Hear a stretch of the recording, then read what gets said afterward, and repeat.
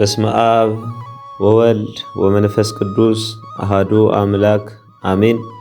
እንኳን ለአባታችን ለአቡነ አረጋዊ ወርሃዊ በዓል መታሰቢያ በሰላም አደረሳችሁ አደረሰን። በዚህች ዕለት ታስበው የሚውሉ ቅዱሳን ረድኤት በረከታቸው እንዲሁም ምልጃ ጥብቆታቸው ከሁላችን ጋር ይሁን። እግዚአብሔር አምላካችንም በእነዚህ አባቶች ጸሎት ልመና ይማረን። እንዲሁም ለሀገራችን ለኢትዮጵያ ሰላሙን፣ ፍቅሩን፣ አንድነቱን ይላክልን ለዘላለሙ አሜን። እንደሚታወቀው ይህ ስንክሳር ዘተዋሕዶ የተሰኘ መንፈሳዊ ሚዲያ ዕለት ተዕለት የቅዱሳንን ታሪክ፣ ገድላት፣ ድርሳናት፣ ሃይማኖተ አበው እንዲሁም የመሳሰሉ የቤተ ክርስቲያን መጻሕፍትን በትረካ መልክ ያቀርባል። ስለሆነም ለዚህ ሚዲያ አዲስ የሆናችሁ ላይክ፣ ሼር፣ ሳብስክራይብ እያደረጋችሁ እንድታበረታቱኝ በፍቅር እየጠየቁ ከዚህ በመቀጠል የአባታችን የአቡነ አረጋዊን ታሪክ ባጭሩ ነግራችኋለሁ።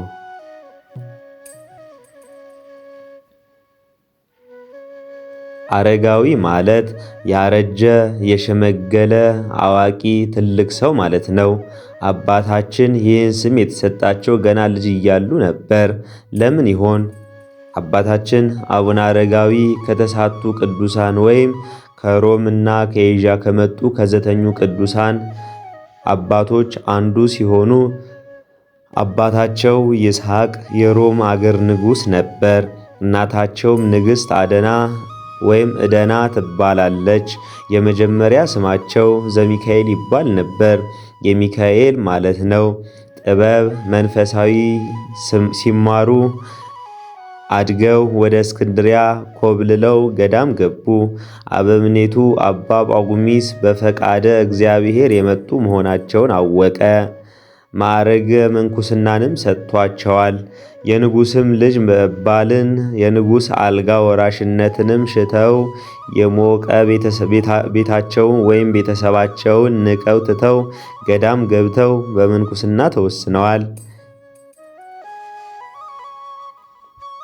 አበምኔቱም ወደዚህ የሕይወት መንገድ ስለመራህን ብፁዕ አረጋዊ መባል ይገባሃል ብለው የበሰለ አስተሳሰባቸውን መሠረት አድርገው ገና እንደ ፍሬ ሕፃን እያሉ አረጋዊ ተብለው ተጠሩ።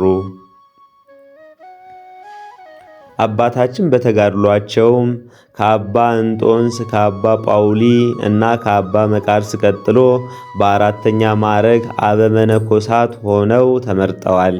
በገዳመ ዳውናስ 7 ዓመት ከቆዩ በኋላ ወደ ሮም ተመልሶ ሲያስተምሩ የሀገራችንን ዜና ሰምተው ለመምጣት በ480 ዓመተ ምህረት መንገድ ጀመሩ።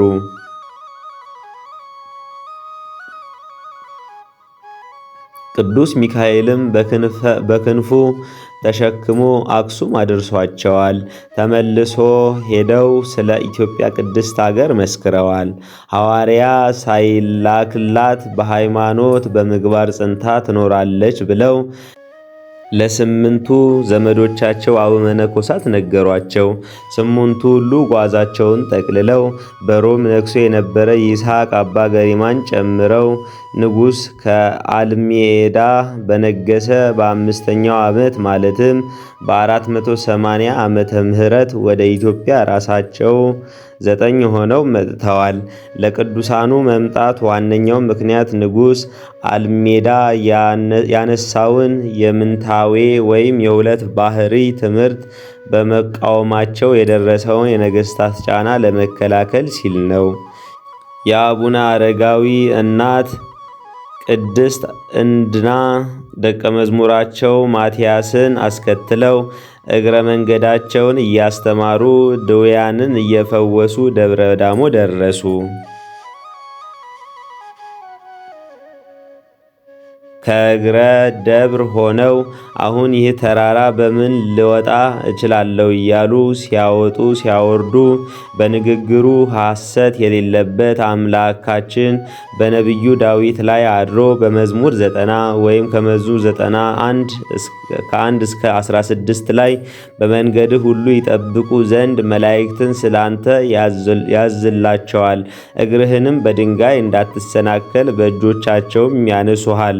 በተኩላና በእባብ ላይም ትጫማለህ፣ አንበሳውና ዘንዶውንም ትረግጣለህ እንዳለው የታዘዘው ዘንዶ መጥቶ 60 ክንድ በሚያህል ጅራቱ ጠምጥሞ ቅዱስ ሚካኤል ሰይፈ እሳት ይዞ እየጠበቃቸው ከተራራ አናት አደርሷቸዋል።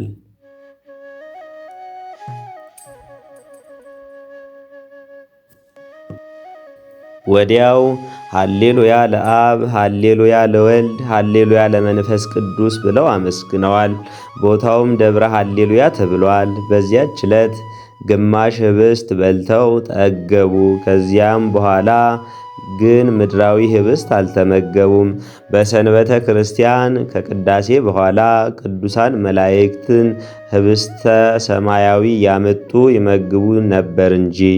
ኋላ ግን ዜናቸው ጽድቃቸውን ሰምተው ከ6000 ያላነሱ ደቀ መዝሙራት ተሰብስበውላቸዋል። 99 ዓመት ሲሞላቸው ጌታችን በመንፈቀ ሌሊት ተገልጦ ምድራዊ መንግሥትህን ትተህ ስላገለገልኸኝ ሕልፈተ እልፈት ሽረት የሌለባት ሰማያዊ መንግሥቴን አወርሳለሁ ብሎ ቃል ኪዳን ሰጣቸው።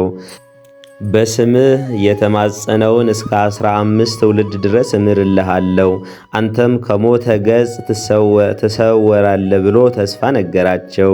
እሳቸው መነኮሳቱን ሰብስበው ከእንግዲህ በሥጋዬ አታዩኝም ብለው ነገሯቸው። አበምኔት ወይም ለገዳሙ አለቃ የሚሆነውን አባታችን አቡነ አረጋዊ ሾሙላቸው። ከዚያም በኋላ ለእግዚአብሔር ነፍሳቸውን አደራ ሰጡ። ለእግዚአብሔር ምስጋና ይሁን። እኛንም በዚህ አባት ጸሎት ይማረን፣ በረከቱም ከእኛ ጋር ትሁን ለዘላለሙ አሜን። የአባታችን የአቡነ አረጋዊ በረከታቸው፣ ቃል ኪዳናቸው፣ አማላጅነታቸው በሁላችን ላይ ጸንቶ ይኑር ለዘላለሙ አሜን። ታኅሳስ 14 ቀን የሚነበብ ስንክሳር። አንድ አምላክ በሚሆን በአብ በወልድ በመንፈስ ቅዱስ ስም ታኅሳስ 14 በዚች ቀን ከፍ ከፍ ካለች ከመኑፍ ከተማ ቅዱስ ስምዖን በሰማዕትነት አረፈ። እርሱም በእስላሞች ዘመን ከመሳፍንቶቻቸው ከአንዱ ጋር ተከራከረና ቅዱስ ስምዖን ረትቶ አሳፈረው። ያም እስላም ወደ መሳፍንት አለቃ ሂዶ ይህን ስምዖን የእስላሞችን ሃይማኖት ያቃልላል ብሎ ወነጀለው። ስለዚህም ይዘው በጽኑ ስቃይ አሰቃዩት። በዚያችም ራሱን በሰይፍ ቆርጠው የሰማዕትነትን አክሊል በመንግሥተ ሰማያት ተቀበለ። ለእግዚአብሔር ምስጋና ይሁን። እኛንም በዚህ ጻድቅ ጸሎት በዚህ ሰማዕት ጸሎት ይማረን፣ በረከቱም ከእኛ ጋር ትሁን ለዘላለሙ አሜን። በዚህችም ቀን ቅዱሳን አባ ብሁርናና አረጋዊ ሚናስ በሰማዕትነት አረፉ። በረከታቸው ከእኛ ጋር ትሁን ለዘላለሙ አሜን።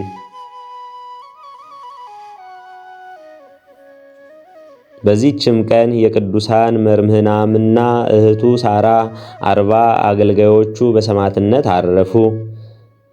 የዚህም ቅዱስ አባቱ የአቶር ንጉሥ የተቀረጹ ስማቸው ቤል አጵሎን የሚባሉ ጣዖታትን የሚያመልክ ነው። እናቱ ግን ክርስቲያን ናት። ይህም ቅዱስ መርምህናም ወደ ዱር ሂዶ አራዊትን ያድን ዘንድ እንዲፈቅድለት አባቱን ለመነው። በፈቀደለትም ጊዜ ወደ እናቱ ሂዶ አራዊትን ለማደን ወደ በረሃ እሄዳለሁ አላት። እናቱም የሰማይና የምድር አምላክ እግዚአብሔር በላይ በረከት ያሳድርብህ አለችው።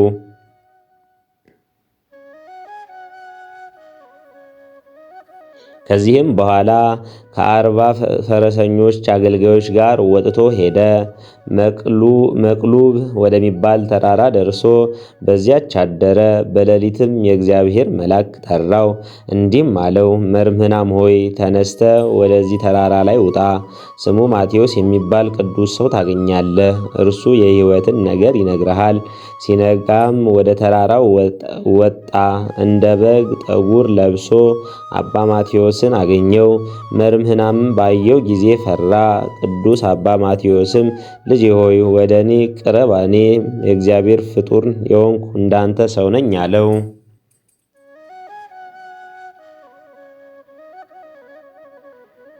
መርምህናምም ከአባቴ አማልክቶች በቀር አምላክ አለን አለው። አባ ማቴዎስም የክርስትና ሃይማኖት ከአባቱና ከመንፈስ ቅዱስ ጋር የክርስቶስን ሕልውና በተለየ አካሉ ሰው መሆኑንና መከራ ተቀብሎ መሞቱን መነሳቱን ወደ ሰማይ ማረጉን የፍርድ ቀን እንዳለ ለጻድቃን በጎ ዋጋ ለኃጥአን ቅጣት እንዳለ አስተማረው።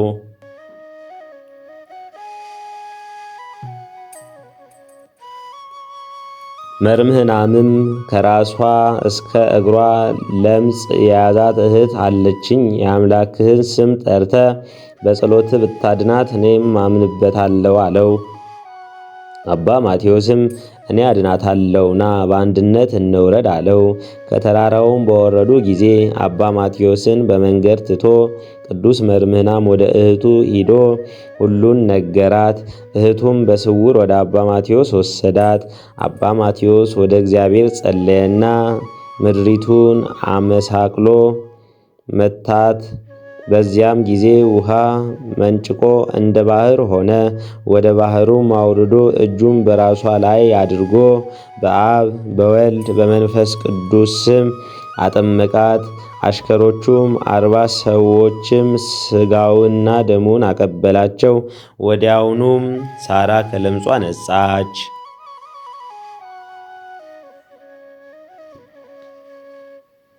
ከዚህም በኋላ አባ ማቴዎስ ስለከበረ ስሙ በላያቸው የሚመጣውን መከራ በሚቀበሉ ጊዜ ክብር ይግባውና ጌታችን ኢየሱስ ክርስቶስን በማመን እንዲጸኑ መከራቸውን ከዚህ በኋላ በላያቸው ጸለየና በፍቅር አንድነት አሰናበታቸው። ቅዱስ መርምህናምን በመጣ ጊዜ ወደ እናቱ ቤት ገባ። ወደ እህቱ ወይም ወደ አማልክቶች አልሄደም። አባቱም ሰምቶ ተቆጣ። ወደ አማልክቶቹ ቤት እንዲጠሩት አዘዘ። ቅዱስ መርምህናም ግን ከእህቱና ከሰራዊቱ ጋር ስሟ ቅሳር ወደምትባል ተራራ ሂዶ ከላይ ወጥቶ በዚያች ተቀመጠ።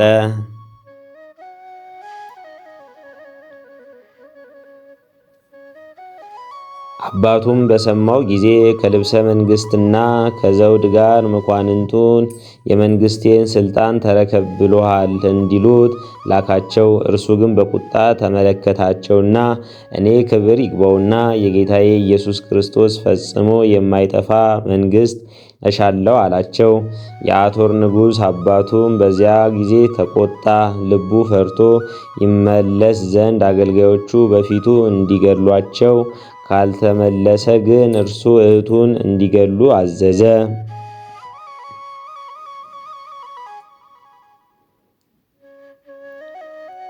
ቅዱስ መርምህናምም ሰምቶ የተመኘውን ይሰጠው ዘንድ ወደ እግዚአብሔር ጸለየ። ጸሎትን ሰማሁ፣ ልብህን የወደድከውን ሰጠሁ የሚል ቃል ከሰማይ መጣ። ከዚህም በኋላ የቅዱሳኑን ራሳቸውን በሰይፍ ቆረጡና ከጉድጓድ ውስጥ ጣሏቸው። ሥጋቸውን ያቃጥሉ ዘንድ ብዙ እንጨቶች ሰበሰቡ፣ ግን አላገኟቸውም፣ እግዚአብሔር ሰውሯቸዋልና።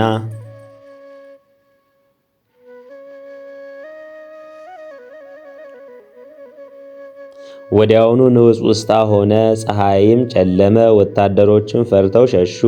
ሰይጣንም በአቶር ንጉሥ በሰናክሬም ላይ አድሮ አሳበደው።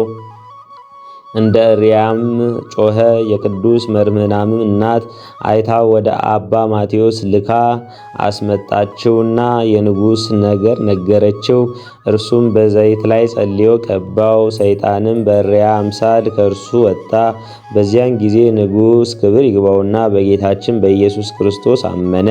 ከቤተሰቦቹና ከሚገዛው አገር ካሉ ሰዎች ሁሉ ጋር ተጠመቀ። ከዚህም በኋላ በአምላካችን በወለደች በእመቤታችን በቅድስት ድንግል ማርያም ስም ቤተ ክርስቲያን እንዲሰሩ ገንዘብ ለድሆች ለችግረኞች እንዲበትኑ አዘዛቸው። ሁሉንም እንዳዘዛቸው አደረጉ።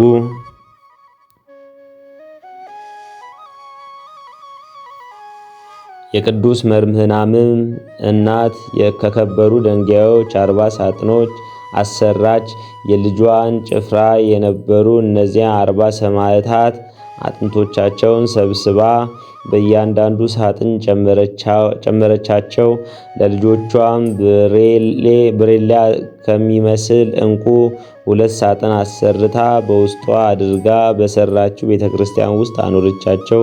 ከሥጋቸውም ታላላቅ የሆኑ ቁጥር የሌላቸው ታምራቶች ተገለጡ። ለእግዚአብሔር ምስጋና ይሁን። እኛንም በቅዱሳን ሰማዕታት ጸሎት ይማረን፣ በረከታቸውም ከእኛ ጋር ትሁን ለዘላለሙ አሜን።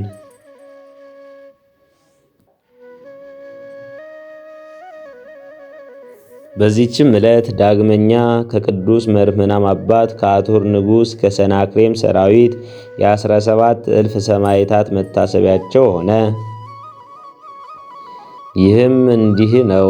የአቶር ንጉሥ ሰናክሬም ከሞተ በኋላ መንግሥቱን መጠበቅና ማዘዝ የማይችል ታናሽ ብላቴና ልጅ በእርሱ ፈንታ ነገሰ። ግን እናቱ ስለ እርሱ ሹሞች ታዝዟቸዋለች፣ እርሱ ይታዘዙላት ነበር።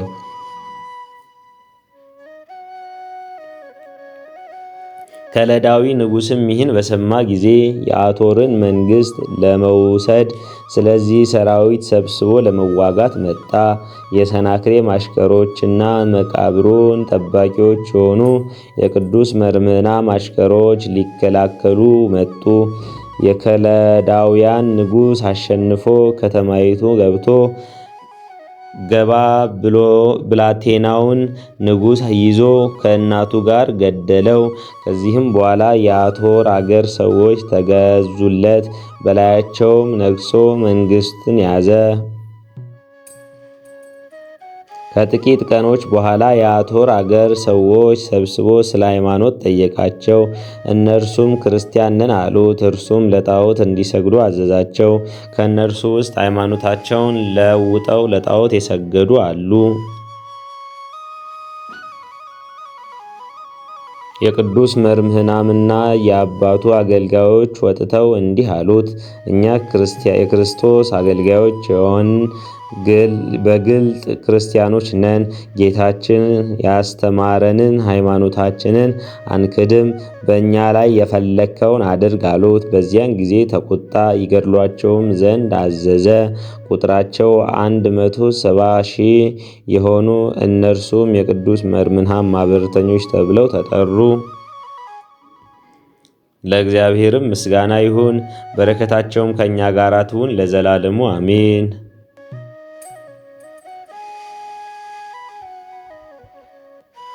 በዚህችም ቀን ቅዱስ አባ የእስክንድርያ ሊቀ ጳጳስ አባ ገብረ ክርስቶስ አረፈ። እርሱም ለአባቶች ሊቃነ ጳጳሳት 66ኛው ነው። በዚህም አባት ዘመን ብዙ አስደናቂዎች ታምራቶች ተደረጉ። እነሆ እንዱልስ በሚባል አገር በእመቤታችን ቅድስት ድንግል ማርያም ስም የተሰራች አንዲት ቤተ ክርስቲያን እንዳለች፣ በደጃፏም የደረቀች የወይራ እንጨት እንዳለች፣ በእመቤታችን በበዓሏ ቀን እንደምትለመልም እንደምታብብና ብዙ እንደምታፈራ፣ በዓሉም ከተፈጸመ በኋላ ተመልሳ እንደምትደርቅና እንደ ቀድሞ እንደምትሆን ሰማ። ስለዚህ ይህ ተአምር ይገለጽለት ዘንድ ወደ እግዚአብሔር ለመነ። በዚያችም በእመቤታችን በዓል ዕለት ከእግዚአብሔር የታዘዘ መልአክ ነጥቆ ወደዚያ ቤተ ክርስቲያን አደረሰው። ያችንም እንጨት ደረቅ ሁና አያት። ያን ጊዜ ለመለመችና አበበችና ብዙ ፍሬን አፈራች። ከበዓሉ ፍጻሜ በኋላ ወደ ደረቅነቷ ተመለሰች። ይህንን ለሕዝቡ ቢነግራቸው እነርሱ ተጠራጠሩት።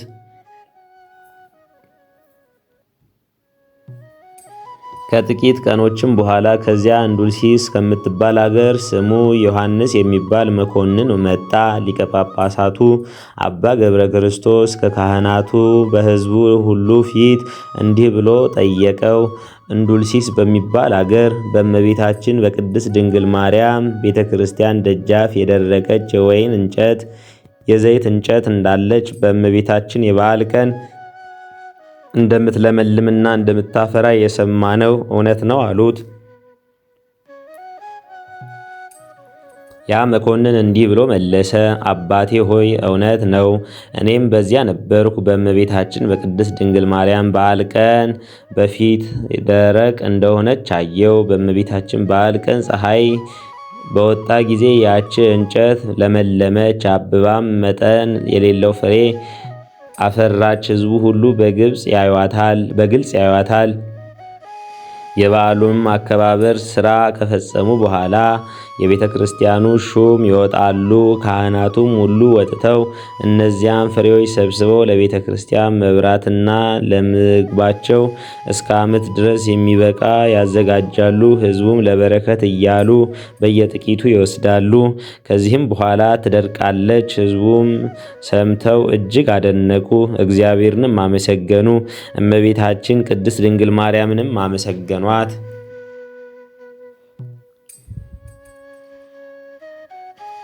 በዚህም አባት ዘመን ስሙ ቆሪል የሚባል አንድ ሰው ወደ ኢትዮጵያ ሀገር ሂዶ በሐሰት ራሱን ጳጳስ አድርጎ ለግብፅ ንጉሥም ብዙ ገንዘብ ላከለትና እንዲህ አለው ባለሁበት በኢትዮጵያ ሀገር የጵጵስና ሹመት እንዲሾመኝና የሹመት ደብዳቤ እንዲልክልኝ ሊቀ ጳጳሳት አባ ገብረ ክርስቶስን እዘዘው። እኔም እጅ መንሻ በየዓመቱ ብዙ ወርቅ እልክልሃለሁ አለው። ንጉሡም ሊቀ ጳጳሳቱን ጠርቶ እንዲህ አለው፣ ቆሪልን ባለበት በኢትዮጵያ ሀገር ጵጵስና ሹመውና የሹመቱን ደብዳቤ ላክለት። ሊቀ ጳጳሳቱም ወደዚህ ሰውዬ ሳይቀርብ ይህ ሊሆን አይገባም ብሎ ለንጉሥ መለሰለት። ንጉሡም እኔ እንዳዘዝኩ አድርግ አለው። እርሱም ፈቃድ ይሁን ብሎ ወጣ። እጅግ እያዘነ ተመለሰ። ኤጲስቆጶሳቱን ሁሉ ሰበሰባቸውና ንጉሥ ያዘዘውን ነገራቸው። እነርሱም ሲሰሙ እጅግ አዘኑ። ከሐሰተኛው ከቆሪልም ተንኮል ያድናቸው ዘንድ በአንድነት ወደ እግዚአብሔር ጸለዩ። በዚያም ወራት ሐሰተኛ ቆሪል ተነሳ። ብዙ ወርቅም ይዞ ከኢትዮጵያ ሀገር ሸሽቶ ወደ ዳህላክ ደረሰ። የዳህላክ ንጉሥ ይዞ ከኢትዮጵያ ሀገር የሰረቀውን ገንዘብ ሁሉ ወረሰው። እርሱን አስሮ ወደ ግብፅ ንጉሥ አስተላለፈው። እርሱም የግብፅ ንጉሥ 6 ወር አስሮ ከዚህ በኋላ ራሱን በሰይፍ አስቆረጠው። በክፉ አሟሟትም ሞተ። የሊቀ ጳጳሳት አባ ገብረ ክርስቶስ ጸሎት እግዚአብሔር ተቀብሏልና። ይህም አባት በወንጌላዊ ማርቆስ ወንበር 30 ዓመት ኖረ። ክብር ይግባውና ጌታችንንም አገልግሎ በሰላም አረፈ። ለእግዚአብሔር ምስጋና ይሁን። እኛንም በዚያ አባት ጸሎት ይማረን፣ በረከቱም ከኛ ጋር ትሁን ለዘላለሙ አሜን። በዚህችም ቀን የሀገር እስና ኤጲስቆጶስ አባ አሞንዮስ በምስክርነት አረፈ። አርያኖስም ወደ እስና ከተማ በደረሰ ጊዜ ብዙዎችን ከአባ አሞንዮስ ዘንድ ተሰብስበው የሃይማኖት ትምህርትን ሲማሩ አገኛቸው። ሁሉንም ይዞ ገደላቸው። አባ አሞንዮስ ግን አስሮ ወሰደው፣ ለጣዖትም እንዲሰግድ አዘዘው። አባ አሞንዮስ ለፈጣሪ እግዚአብሔር ትሰግድ ዘንድ እርሱም ብቻ ታመልክ ዘንድ ተጽፏልና ከንቱ የሆነ የእንቆቅልሽ ጨዋታህን ብላሽ የሆነ ነገራችህን መስማት አልወድም። የረከሱ አማልክቶቻችሁም ማየት አልሻም።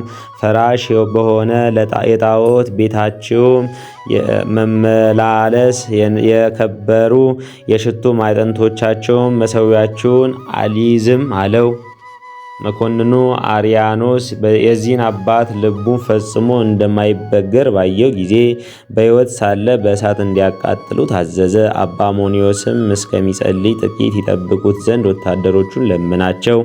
እጆቹን እግሮቹን እንደታሰሩ ቆመ። የወንጌልንም ጸሎት ጸለየና ሀገሩን ሕዝቡን በክርስቶስ የሚታመኑትን ሁሉ ባረከ። ዳግመኛም ስለ መኮንኑ አርያኖስ ጸለየ። በሰማዕትነት እንደሚሞት ስለ እርሱ ትንቢት ተናገረ። ደግሞ ነፍሱን አሰናበተ። ጸሎቱንም ሲፈጽም ወደ እሳት ወረወሩትና ያማረ ተጋድሎ ፈጸመ። ከዚህም በኋላ እሳቱ በጠፋ ጊዜ ከእሳት ቃጠሎ የነካው ሳይኖር ንጹሕ ሆኖ ሥጋውን አገኙት። በአማረ ልብሶችም ገንዘው በእንጽና ከተማ በስተምዕራብ የንጉሥ በጥሊሞስ ልጅ ንጉሥ አክላወባጥራ በሰራት ግንብ ውስጥ ቀበሩት። ከሥጋውም ታላላቅ አስደናቂ ታምራት ተገለጡ። ለእግዚአብሔር ምስጋና ይሁን፣ እኛንም በጸሎቱ ይማረን፣ በረከቱም ከእኛ ጋር ትሁን ለዘላለሙ አሜን። በዚችም ቀን የወሲም ኤጲስቆጶስ አባ ያዕቆብ ስለ እርሷ እንደተናገረው የሮም ንጉሥ ልጅ ስሟ ነሳሂት የተባለች አረፈች።